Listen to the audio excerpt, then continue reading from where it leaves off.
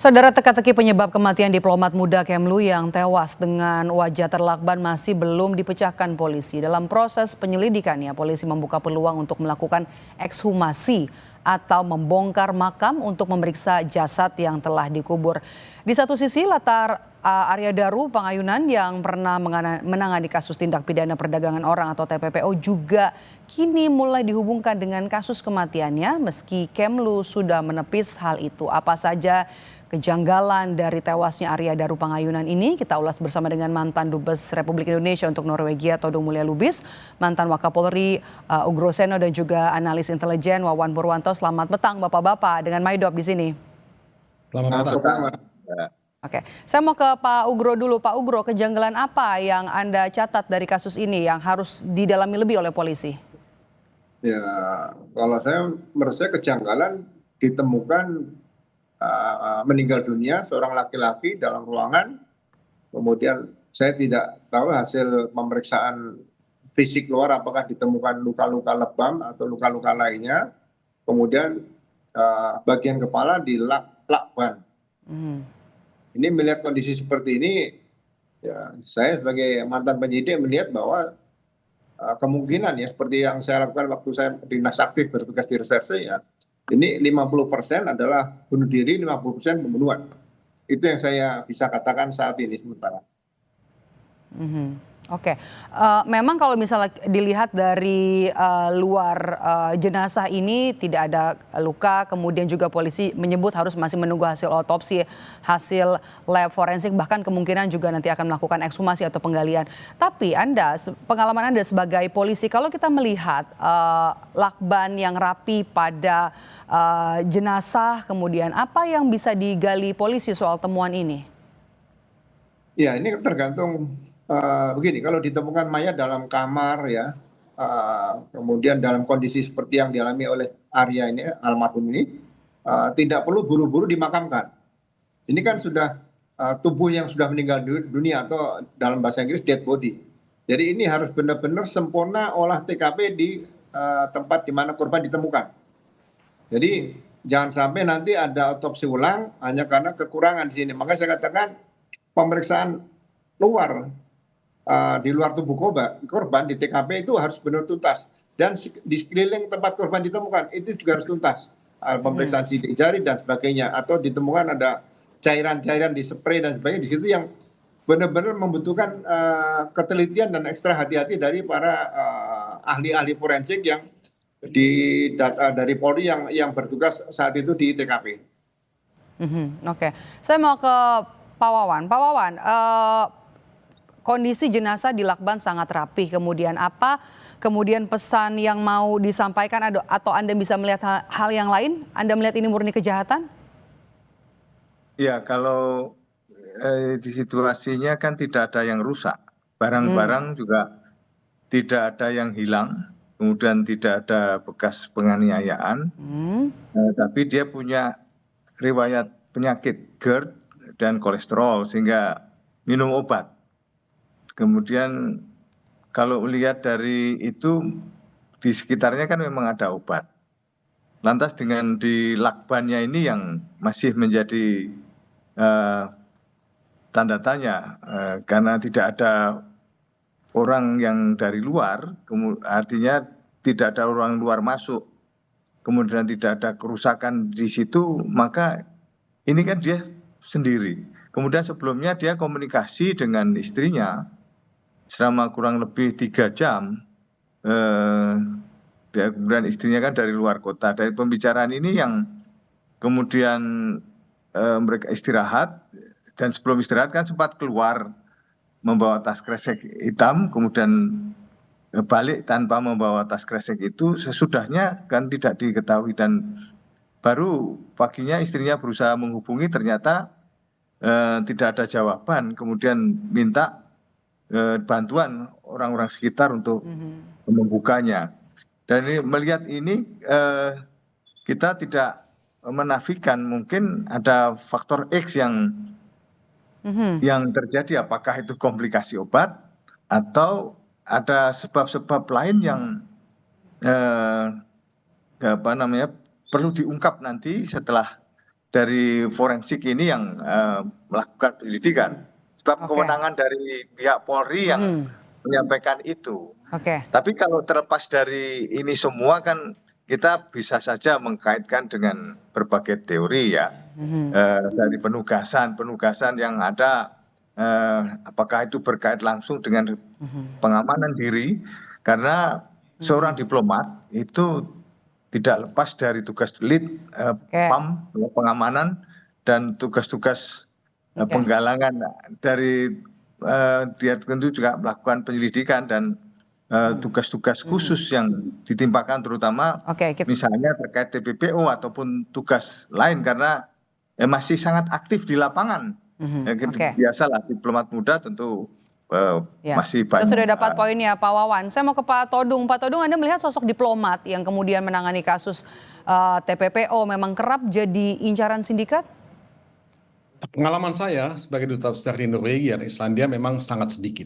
Tapi kita pernah menangani ya kasus-kasus di mana misalnya anak buah kapal punya persoalan hukum, ya ketika zaman COVID misalnya tidak bisa pulang, tidak bisa mendapat upah, mendapat gaji selayaknya.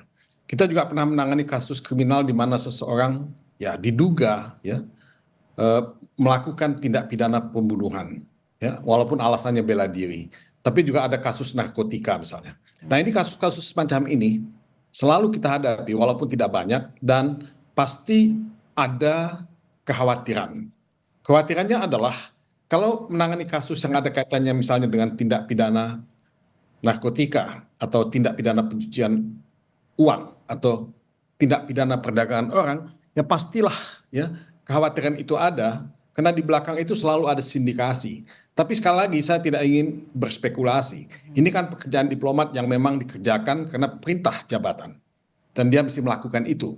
Tapi kehati-hatian itu penting. Nah, dalam kasus Arya Daru, kita memang tidak bisa berspekulasi karena fakta-fakta yang ditampilkan di media itu tidak konklusif dan penuh dengan tanda tanya. Kenapa seseorang di kamar sendiri itu kepalanya dilakban? Dalam keadaan dia sudah meninggal. Apakah dia melakukan itu dengan sadar dan itu karena dia bersifat perfeksionis seperti yang dikatakan tadi? Saya sendiri masih meragukan itu. Ini kan dikatakan juga tidak ada tanda luka, ya, tidak ada yang hilang barang-barangnya. Tapi kan kejahatan itu bisa sangat canggih. Nah banyak yang harus dilakukan investigasi, digital, ya, forensik, autopsi dan sebagainya sudah dilakukan. Kemudian juga mungkin ada penelitian terhadap pembicaraan komunikasi telepon dan sebagainya. Dan kita tidak tahu latar belakangnya apa. Ini banyak hal yang sangat misterius. Nah saya ingin mengatakan di sini bahwa tidak ada kejahatan yang sempurna. Pasti ada titik bolong. Nah di mana titik bolongnya? Di mana kelemahannya? Nah inilah yang mesti dilakukan oleh pihak kepolisian dengan sangat hati-hati dan sangat ya jeli menangkap sekecil apapun clue yang bisa dia dapat. Oke, bagaimana kemudian profil dari seorang almarhum Arya Daru sebelum meninggal yang mungkin juga sudah Pak Todung dapatkan dari rekan-rekan di kedutaan. Tapi nanti jangan dijawab dulu Pak Todung, Bapak-bapak, nanti kita akan lanjut usai jeda di Kompas Petang.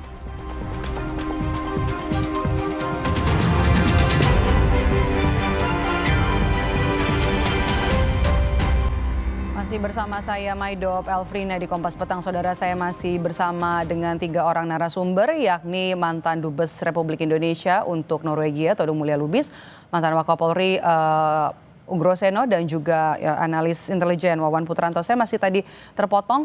Kita lanjutkan pertanyaan tadi Pak Todung. Pak Todung, apa saja profil yang Anda lihat dari seorang almarhum Arya Daru, mungkin yang Anda dapat informasi dari teman-teman di kedutaan? Wah, sulit ya.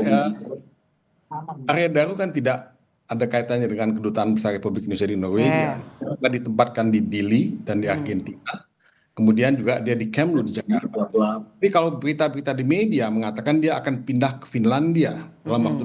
Malah ada yang mengatakan dia sudah membeli tiket untuk berangkat ke Finlandia. Nah, oleh sebab itu dia sudah menjual mobilnya. Tadi saya mendengar ya sebelum wawancara ini dilakukan. Dengan penjaga toko yang mengatakan dia kebiasaannya mencuci mobilnya. Ya dia tidak mencuci mobilnya lagi karena mobilnya sudah dijual. Dia sudah bersiap untuk berangkat ke Finlandia. untuk posting yang baru. Tetapi buat saya kembali kepada kasusnya, kasus ini memang sangat kompleks ya, sangat misterius. Dan kita perlu sangat hati-hati dan sangat cermat karena banyak yang menjadi korban kalau kita membuat pemberitaan yang salah. Saya selalu khawatir dengan pemberitaan yang misleading ya, karena itu akan mengacaukan investigasi ya, akan membuat banyak yang depresi ya karena itu. Karena itu saya lebih tidak ingin berspekulasi menyerahkan ini kepada pihak kepolisian. Semoga pihak kepolisian bisa mengungkap kasus ini dengan tuntas, dengan terang, dengan jelas. Karena banyak pertanyaan ya yang harus ditanyakan. Kalau itu bunuh diri apa? Kalau itu pembunuhan, nah itu apa? Dan bagaimana? Nah di sini pertanyaannya cukup banyak dan saya tahu kita tidak punya banyak waktu untuk membahas hal ini. Oke.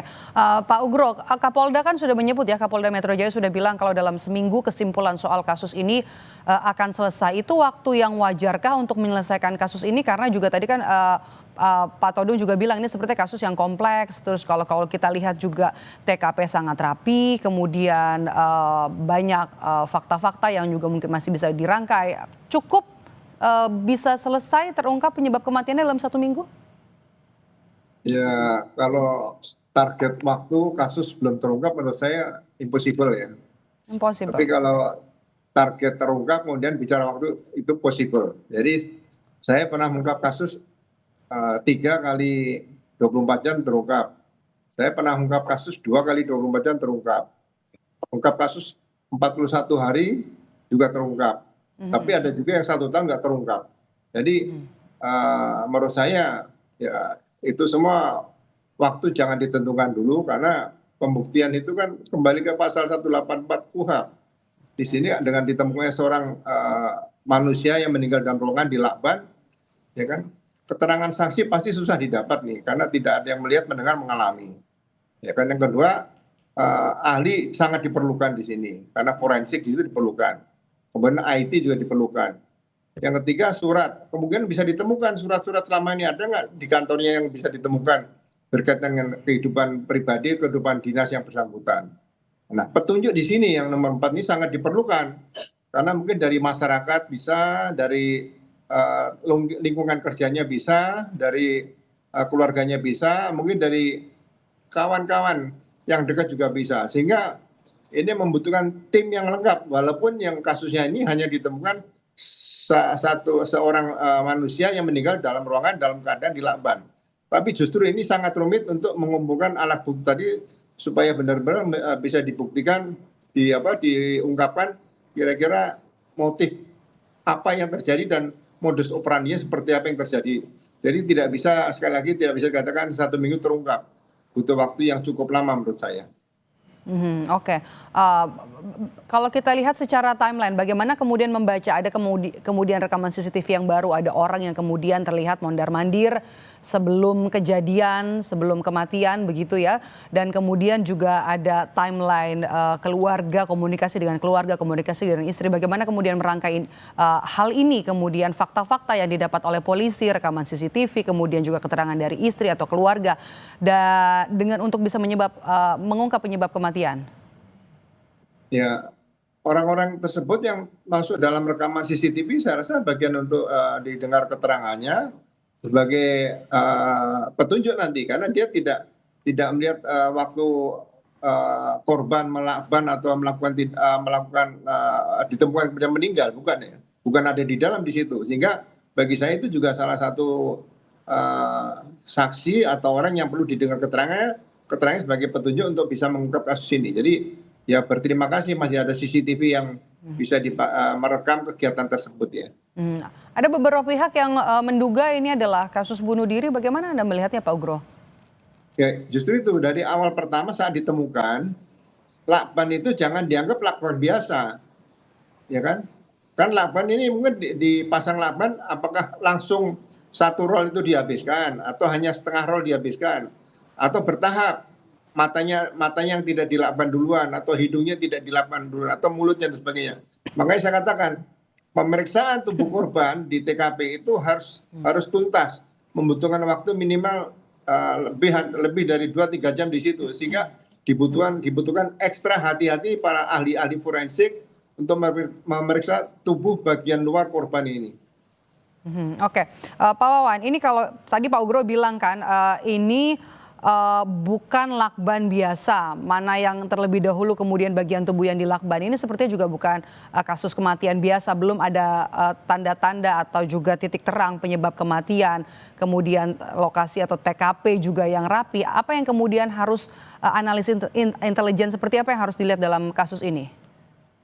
Ya, ini tidak lepas dari sidik jari kan di situ. Oke. Lakban ini selama ini kan yang tampak memang sidik jari yang bersangkutan sendiri, sehingga kemungkinan dari luar itu masih belum ditemukan apakah ada pihak ketiga. Cuman kan memang untuk masuk ke ruangan situ sulit karena memang dengan kunci tertentu yang hanya dia yang bisa. Nah, inilah yang tadi kalau Pak Ugro menyatakan apakah dimungkinkan ini bunuh diri, tapi kita nanti akan lihat lebih lanjut. Kemudian juga ada beberapa pihak yang menyatakan ada fantasi-fantasi tertentu dengan lakban itu. Nah, ini yang perlu juga pembuktian. Kita ingin buka juga laptopnya, komunikasi terakhir dengan sejumlah pihak. Kemudian apa isi yang selama ini dikomunikasikan, kemudian apa yang dibuka di media-media sosial ataupun apakah ini terkait dengan penugasan dan sebagainya, kita akan masih terus mendalami. Oleh karenanya nantinya akan kita juga merangkai sebab bagaimanapun juga pengamanan di dalam penugasan itu tidak hanya pengamanan tugas tapi pengamanan person. Jadi pengamanan personel termasuk juga soal pengamanan ya setelah kembali ke Indonesia setelah tugas, bagaimana Pak Todung? Anda melihat sosok diplomat yang kemudian menangani kasus TPPO, kasus-kasus sensitif, memang kemudian jadi incaran sindikatkah, dan bagaimana juga pengawasan diplomat-diplomat yang sudah menyelesaikan tugas ketika kembali ke Indonesia, pengawasannya seperti apa? Saya kira di Kemlu sendiri ada SOP mengenai hal ini. Dan itu saya kasih mereka yang kembali dengan dari tempat-tempat yang rawan seperti itu pasti ada pengamanan yang walaupun ya kita tidak bisa mengasumsikan ya pengamanan itu semuanya efektif, tapi saya yakin itu sudah ada SOP-nya di sana. Nah, saya hanya ingin menambahkan apa yang dikatakan Pak Ugro tadi sebetulnya. Karena ini kan pertanyaannya banyak. Kita mesti lihat jejak digitalnya dia, walaupun tidak mudah. Komunikasi dia dengan siapa saja, pembicaraan WhatsApp dia dengan siapa saja, kemudian pembicaraan telepon dia dengan siapa saja, dan lingkungan kerjanya dia. Nah, ini kan satu hal yang mungkin bisa memberikan clue apa sebetulnya di belakang semuanya ini. Apakah itu mengarahkan kesimpulan ya kita kepada bunuh diri, apakah itu ada sesuatu yang lain di luar itu. Nah, ini pertanyaan sangat menarik dan saya sendiri nggak bisa menjawab, dan saya tidak ingin berspekulasi karena saya ingin kasus ini dijadikan sebagai satu case study yang benar-benar bisa jadikan pelajaran buat semua. Karena buat diplomat yang akan bertugas di luar negeri, kasus ini menjadi rujukan. Jangan mereka tidak berani melakukan pekerjaan mereka. Jangan mereka takut melakukan pekerjaan mereka. Karena itu kan risiko buat pekerjaan. Tapi kan kalau misalnya mereka tidak mendapat gambaran yang jelas bagaimana kasus ini ditangani dan apa di belakang ini, nah ini juga akan menjadi satu presiden yang buruk buat mereka-mereka anak muda yang ingin bekerja di Kemlu nantinya. Nah, ini buat saya sangat penting.